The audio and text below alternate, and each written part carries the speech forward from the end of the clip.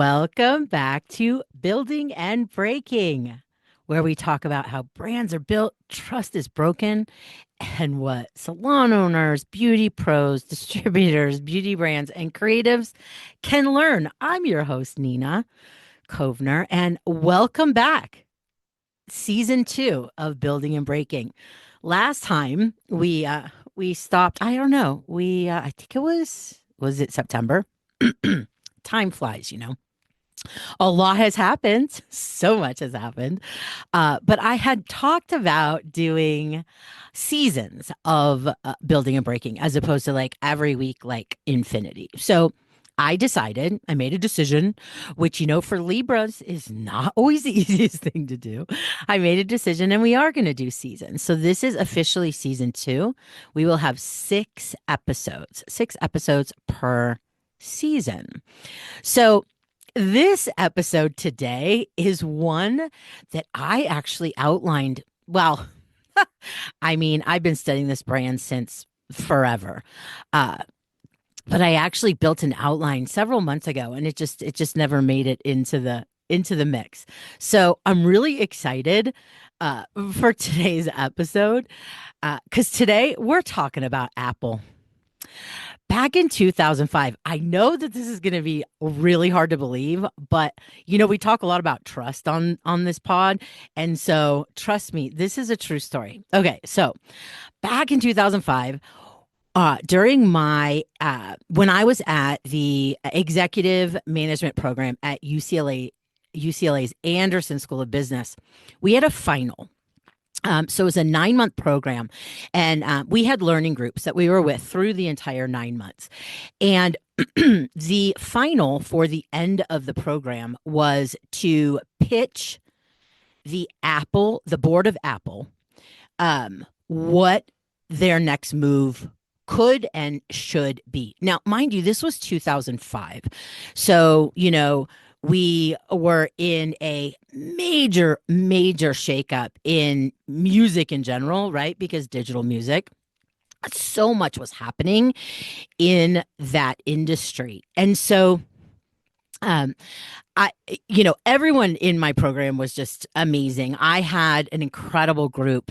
I had rocket scientists and engineers, and me, the hairdresser turned marketing executive. So it was such a cool group. So, what was our pitch? What was our idea? Well, you're never gonna believe it. Our idea was to expand their retail footprint through flagship stores that were deeply infused with the Apple experience and launch a mobile phone. That was our pitch. That was our final. And if you know me personally, you've heard this story so many times since 2005 because we didn't even make it to the finals of the final, meaning our professors were like, yeah, no, that's not it. Can you believe this? 2 years later, Apple launched the iPhone and changed everything. Were we the smartest in our class? Honestly, no. I mean, my class was filled with so many incredibly bright, experienced, impactful, inspiring leaders from some of the biggest companies and brands in the world. And to this day, and I think about this way more often than I should, to this day, I believe our pitch was too simple. It was almost too obvious. It was too simple for our professors. And there's such a big lesson in that. And a lesson that I talk about over and over and over in this podcast, which is simplicity. It's hard to keep things simple. The way that our brains work and the way that just humans work, we collectively seem to do better complicating things. And I learned very early in my career from one of the most incredible genius successful billionaires who was my boss for 25 years. Um, so much of his brilliance was in simplicity. So I learned that from like literally from when I was like 21. And it was just and that's how I learned. And that's what I bring to the work that I do.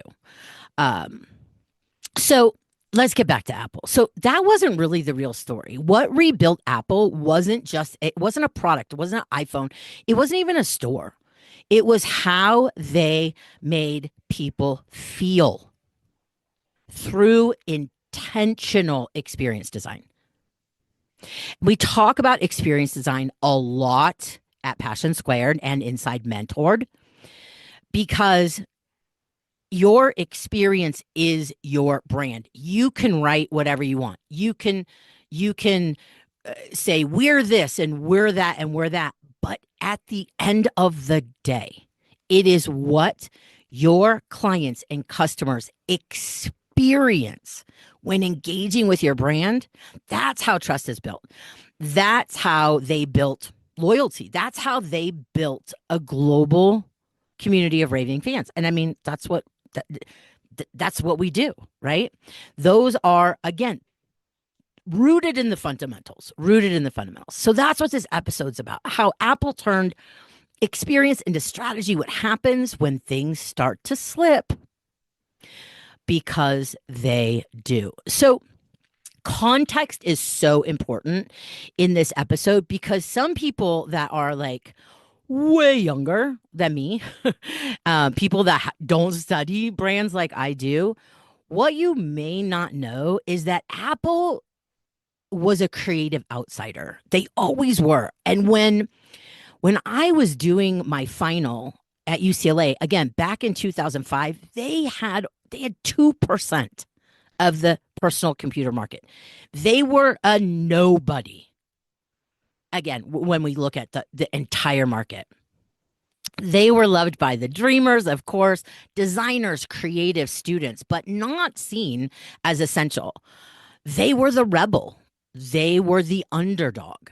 And most everyone has seen the Think Different campaigns and the commercials. And that wasn't just marketing, it was a call to action. I mean, if you've listened to any of Steve Jobs' talks or speeches or writings, you know that, right? Apple gave people permission to belong to something that stood for something that stood apart. I mean, they weren't IBM, right? They weren't Dell. They weren't a PC. They were Apple. And that clarity of brand story, it's always going to come back to that. Knowing who they were for, what they stood against, right? That was their foundation. And that's what every strong brand begins with: clear purpose, clear promise, clear people, and then, of course, clear products and services, the solutions that you create to help solve the problems of your people. So, I mean, that's brand story, right? That's the GPS, that's the foundation. So, Apple didn't just take take Apple didn't just show up one day and like garner a massive amount of the computer market or the phone market, right? They built it through experience. They designed experience into every detail. They built trust into every detail. They built consistency, packaging that felt like literally the ultimate unboxing moment before unboxing was even a thing, right? Stores that immersed us in community and connection and awe, quite frankly. I mean, I still kind of in awe when I walk in an Apple store. And, everything they did felt very customer centered, felt very intuitive, felt very empowering. Because, computers aren't, I mean, again, it's weird to be talking about this in 2025, right? Because it's like, yeah, computers, but still, like, when I go to use like a PC computer, I'm lost. Like, it's not intuitive. It's never been designed that way. Apple was different. They didn't sell features, they sold feelings, a sense of belonging and an identity.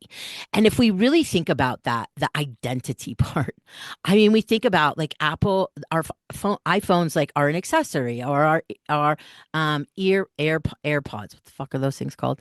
Like when you think it even back to the iPods, right? And people wearing them with the headphones, the whole nine, right? They showed us that trust is felt, right? And trust is earned. And that goes back to that consistency in how we show up every day. Every part of your client journey, customer journey, from the first touch point, to the final goodbye, to the post experience communication, online, offline. It's either building trust or it's eroding it, and in some cases, breaking it. Okay. And your client experience, what I call awesome client journey, that is driven by your brand story. Because brand promise, that's where experience lives, very much in brand promise. So Apple didn't just like say, we won. We have more market share in computers. We have phones. They won on the experience because the iPhone, there was already iPhones. I mean, not iPhones. There were already phones. There were phones, right? We had Blackberries. We had I don't even remember what they were called. There was one that started with like a T or something. Anyways, I mean, fun, but they weren't the iPhone, right? The iPhone really impacted everything else. It's called the halo effect, where one thing completely builds everything around it. So every message, every product, every store experience, it was consistent and it told the same story. And that's alignment. That's how we align our actions with our promises, right? That's how we do that. So whether it's the salon itself or the space itself, the systems, the communications, online, offline, we're building trust. We're building higher lifetime client value, which Apple really understands. The amount of happiness, joy, referrals, and revenue that client or customer brings you over the lifetime of your relationship. So what's happening? What has happened? What happened? Well, you know, there's a lot of opinions of, yeah, it hasn't been the same since Steve Jobs left. There are brands that lose their founders all the time. I worked for one. I led the marketing for one. It is, and I think I've talked about this on this podcast. It is very difficult, but it's not impossible. Um, but there's a few things that I want to touch on because when we talk about consistency builds trust, I've talked about this in the Target episode. I've talked about this in the Southwest episode, the Starbucks episode. When brands abandon their promises, one decision at a time, that's where trust begins to erode. So what's happening with Apple, which is, just it's hard to watch because again, I'm a fan. They overpromised on AI.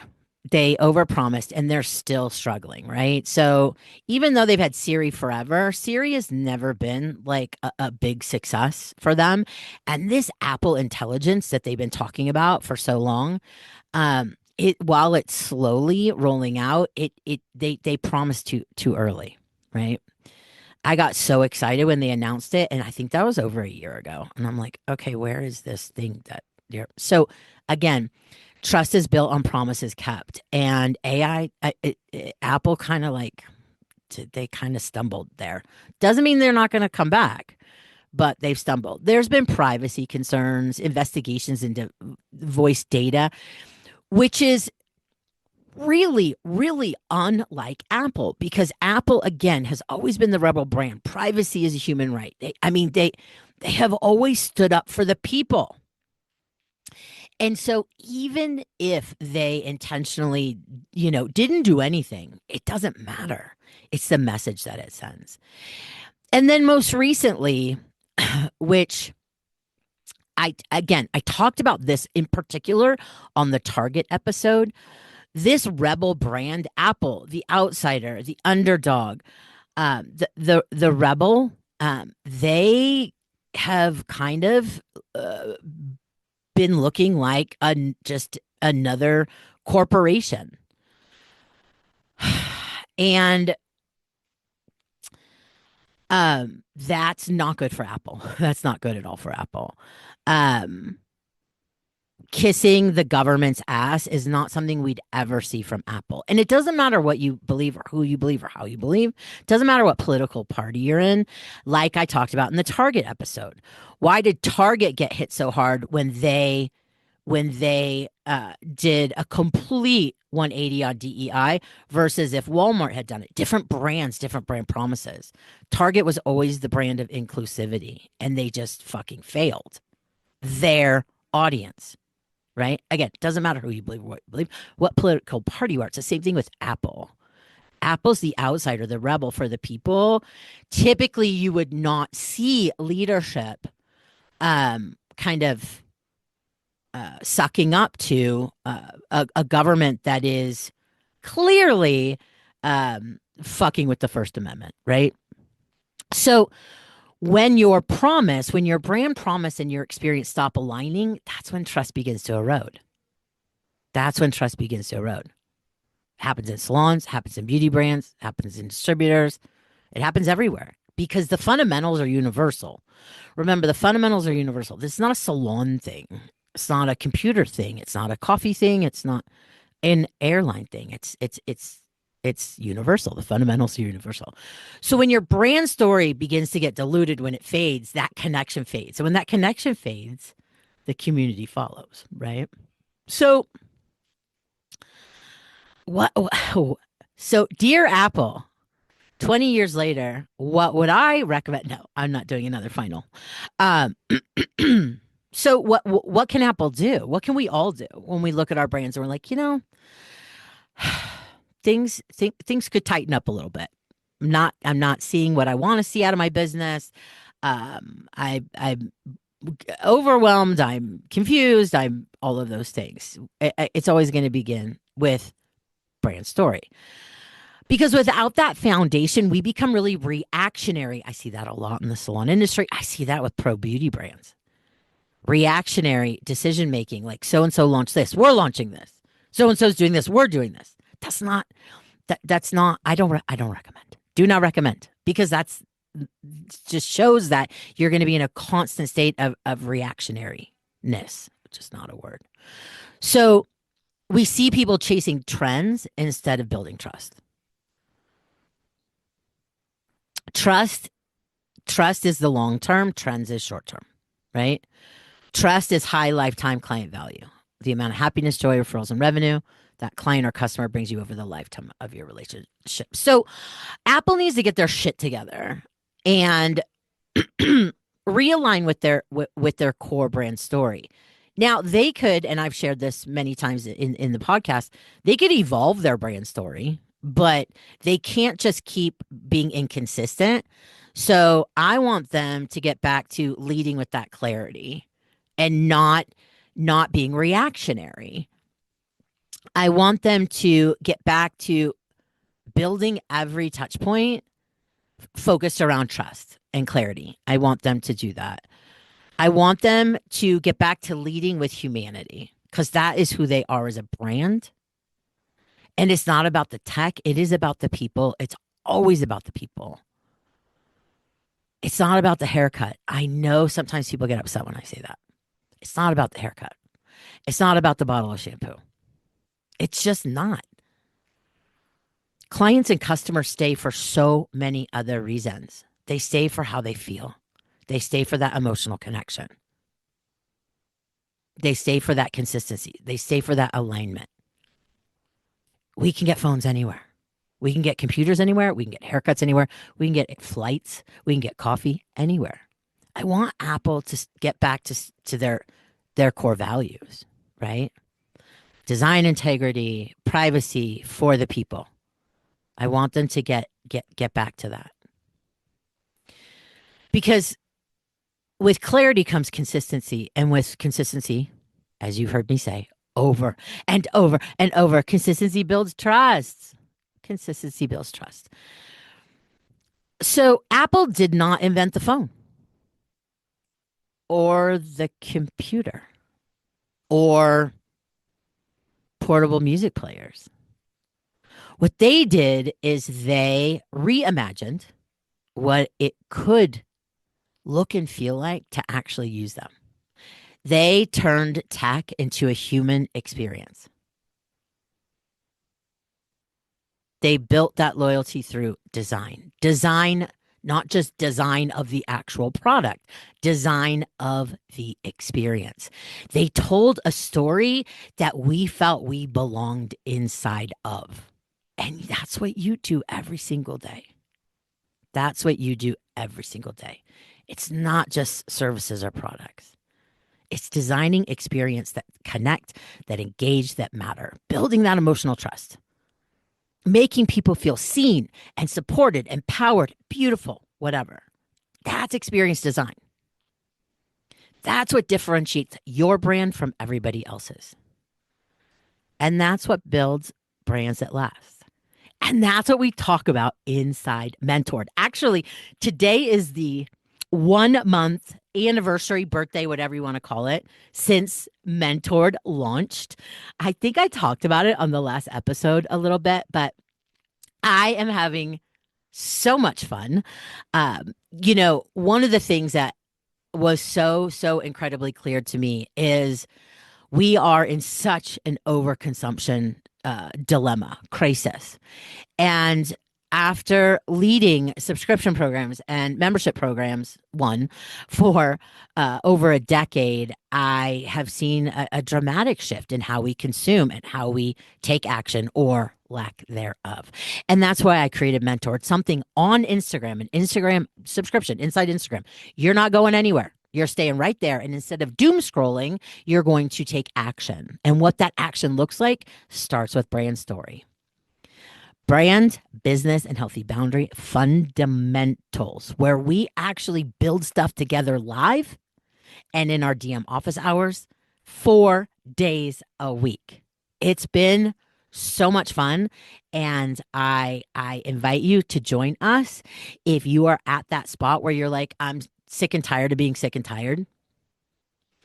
I want more clarity. If you're a coach or an educator, I want to create more value for my students.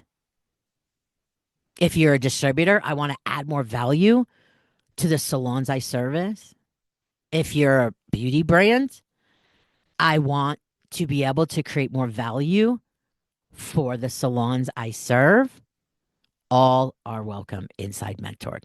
All it takes is a desire to take action. It's designed to be accessible, actionable, and affordable. So, have questions? You know where to find me at Passion Squared everywhere. Uh, at Passion Squared everywhere. You can always email me at awesome@passionsquared.net. You can always DM me on Facebook or Instagram. My DMs are always open. I am always thrilled to chat. So, thank you so much for being here. Thank you so much for listening. I am really excited about season 2. If you have brands that you want me to do a deep dive into, please message me and let me know. As I've shared on many episodes, I may not do the episode, but I am always open to hearing which brands you want to hear more about. And if you find value in these episodes, I would be so grateful if you shared these episodes with your business besties. And if you're listening on Apple Podcasts or Spotify, if you drop a rating and or a review, that helps this podcast become more discoverable to the people it can serve. It's truly an honor. And thank you so much for listening and have a peaceful day. Bye.